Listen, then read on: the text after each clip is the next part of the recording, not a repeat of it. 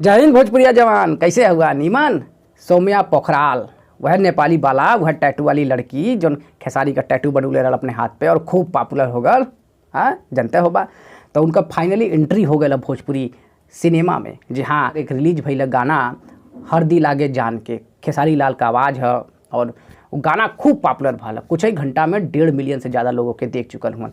तो इस बात का बड़ा अंदेशा लगाया जाता कि लड़की जो नेपाली बाला है का भोजपुरी में एकदम थाकड़ पैर जमा ली, का अक्षरा सिंह के भी पीछे छोड़ दी। हाँ, का एक पॉपुलरिटी इतना बढ़ जाई कि टी सीरीज जैसे बढ़िया कंपनी भी है कि ऑफर करी है कि आवा गाने बनावा हमारे साथ।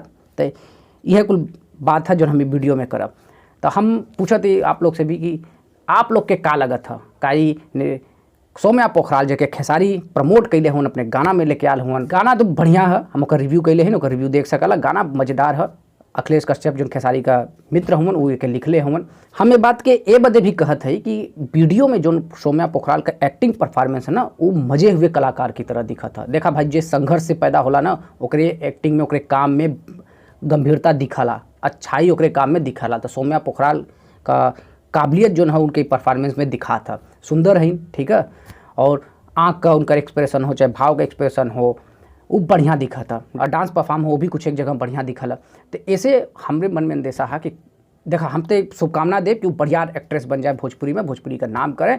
लेकिन अंदेशा यही का कि वो अक्षरा मैम से भी बढ़िया निकल जी हैं आगे, काजल राघवानी के भी पीछे छोड़ दी हैं, और भी जो भोजपुरी एक्ट्रेस उनके पीछे छोड़ दी हैं का। बाकी तो लोग का समझत होगा कमेंट बॉक्स में जरूर बतावा। हम तो उनके शुभकामना ही दे। जय हिंद।